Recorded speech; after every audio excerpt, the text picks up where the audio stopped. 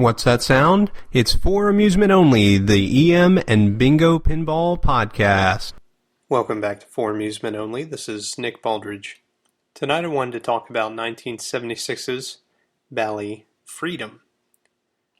Now, Freedom is a flipper pinball machine, not a bingo, but it was made during the bicentennial, just like last night's game, Spirit of 76. With Freedom, you can see some of the interesting things that Bally was trying at the time. Freedom has either 3 or 4 pop bumpers, depending on what part of the production run it was in. In the early production run, there were 3 pop bumpers clustered near the top. 2 on the left-hand side and then 1 on the right. And then a 4th pop bumper was down in between the flippers in the position like on Spanish Eyes or one of the other games that had the center pop. But later in the production run, they moved to a more standard flipper setup and removed that 4th pop bumper. That alone is pretty interesting, but let's talk about the rest of the game. Right off the plunge, you have a sort of typical at this time Bally skill shot where there's a kick-out hole right in the center of the playfield up at the top under the ball arch. When you land in this saucer, it'll score the indicated value on the wheel, which remains in the last position from the previous game. Now this wheel is the big central focal point of this machine, and it is a circle, as you might imagine from the name wheel, with a bunch of arrows that are pointing to either different point values or different features. Many are either 500 or 5,000 points, but some are things like double bonus or lighting the spinners. And that's right, there's 2 different spinners, which score either 100 points per spin or 1,000 points per spin when lit. Those are on the left and right hand side, directly to the left and right of the pop bumpers. In the pop bumper area, there's a stand-up target, which when hit will advance the bonus. And on the left-hand side, there's a set of 5 drop targets. These 5 drop targets, when you knock them all down the first time, will give you an immediate extra ball. Next time you knock them all down, it will light special, and at that point, each target that you hit will win a special. And every time you clear the entire bank, it resets and you can keep winning specials. There's a kick-out hole on the right-hand side, directly underneath the right-hand spinner, that will also award you the spinner value. So you don't have to make a great spinner shot and then land up in that central kick-out hole. You can also score it on the right-hand side.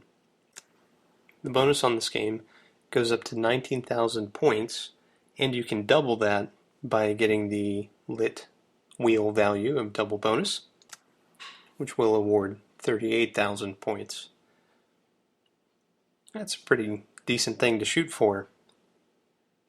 Now, when I've played this game, I typically just mash the drop targets as much as possible because your goal is to earn replays. At least it is typically for me when I'm playing. I want a high score, yes, but I also want to beat the machine. And so I'll try and clear that bank as much as possible because it's fairly easy to exploit if you're able to get the ball on the right-hand flipper. It's much more dangerous to try and make those shots from the left-hand flipper since they tend to go in the out lane. So, let's talk about the artwork. Now, the artwork on this will sound very similar to yesterday's Spirit of 76. Again, you've got an American theme, but in this case, instead of just plain red, white, and blue, they included the American eagle on the sides. The base coat is white. And then the backglass has the Revolutionary War marching band on a background of red, white, and blue. The playfield artwork I actually like quite a bit more than Spirit of 76's artwork, but that's mainly because of the large wheel feature, as well as the bonus arch and eagles to the left and right. Overall, I think this is a very attractive game, and I think it's very, very fun. If I had Freedom and Spirit of 76 right beside each other, I'd probably choose Spirit of 76 just for longevity.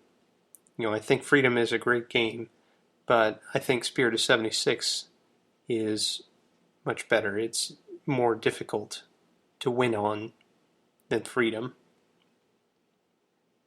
But I've only played one Freedom ever, and it's possible that that one had a left-hand lean or something of that nature and made it easier to hit the drop targets than they were initially designed to be hit.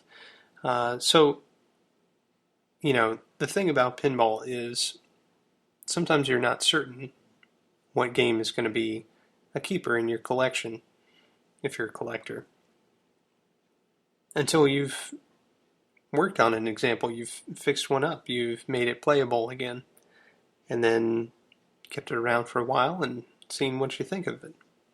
So it's quite possible if I owned a Bally Freedom and a Spirit of 76, I might actually prefer the Freedom. But based off of my experience, which is all I have, at the moment, I would choose Spirit of 76.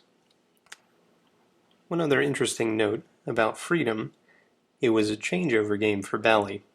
It was one of their first solid-state titles.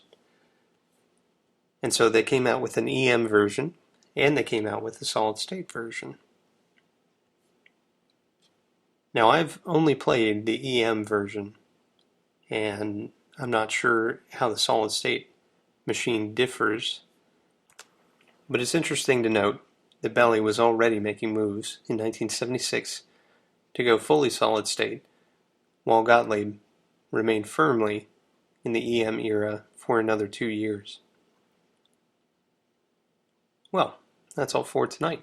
Thank you very much for joining me. My name again is Nick Baldridge. You can reach me at foramusementonlypodcast@gmail.com, or you can call me on the Bingos line. That's 724-BINGOS1, 724-246-4671.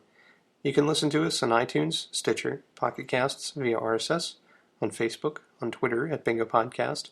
You can follow me on Instagram, also at Bingo Podcast, or you can listen to us on our website, which is foramusementonly.libsyn.com.